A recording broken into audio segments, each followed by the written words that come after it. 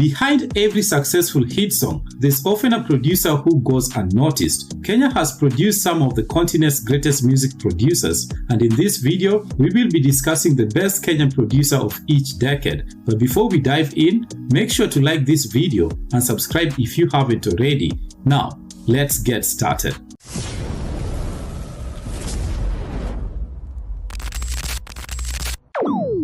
Wasanii ndo wananyanyasa wa producer.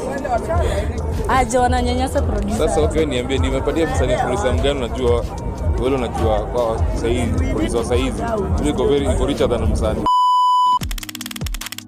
Kenya's music industry, especially hip-hop and R&B, began in the early 90s. It was started by then teenage singer and producer Ricky Oyaro. However, it truly gained momentum in the mid-90s, with producer Ted Josiah from Blue Zebra record label playing a key role in popularizing it. You can't mention the urban Kenyan music industry and not mention this man. He is responsible for putting Kenya's music industry on the map. So ladies and gentlemen, put your hands together for none other than the maestro, Ted Josiah. Without Ted Josiah's production skills, we might not have had iconic artists and groups like Kala Mashaka,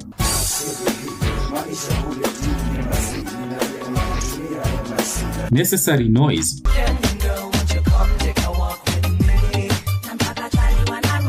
Nikki, Gidi Gidi Majimaji, among others. In fact, Nameless and K-Rap began their careers at Blue Zebra before moving to Ogopa DJs in the early 2000s. Around the same time, K-Rap had been coming around to the studio. When Ted saw him, he was like, you know what? Ted played that tune that myself and Nas had started working on. And he was like, you know what, K-Rap, let's see what you can do on this track. So we voiced it and we came up with a tune together. So in fact, that was actually going to be the first original unit of Necessary Noise. Because of these many evidences kwa Kalatas, Ted Josiah is undeniably the best Kenyan producer of the 90s. And that was the birth of Kenyan hip-hop. So nilikuwa natengeneza as many artists as possible. The Kenyan music industry was at its peak in the early to mid-2000s and was arguably the biggest in Africa. Two record labels were key to this success: Ogopa DJs led by producer Lucas Bikedo and Caliph Records with producer Clemo. However, when comparing hit for hit and the overall impact of the industry, Ogopa DJs clearly stood out as the stronger label.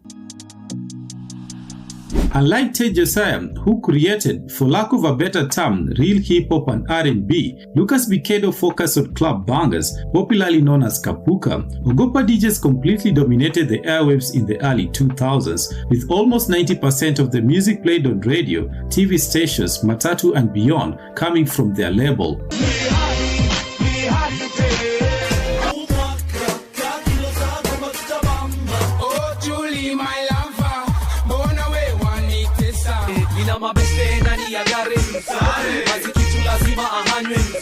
For these reasons, Lucas Bikedo is not only the best Kenyan producer of that decade, but arguably of all time. Shout out to other top producers of that era like Ulopa Ngoma, Steve Waruta of Jobido, RK, and Musyoka. By the way, hardly anyone knows who Lucas Bikedo is, aside from his family, friends, and business associates. Unfortunately, Lucas couldn't be here today because of other commitments, but even from him, he was very happy to be part of this. And of course, he'll be thanking everybody who was part of making it a success, from the executive producers to every person who put their soul into the film. And him being a mentor to us and to the industry, I'm sure he is very proud of this award.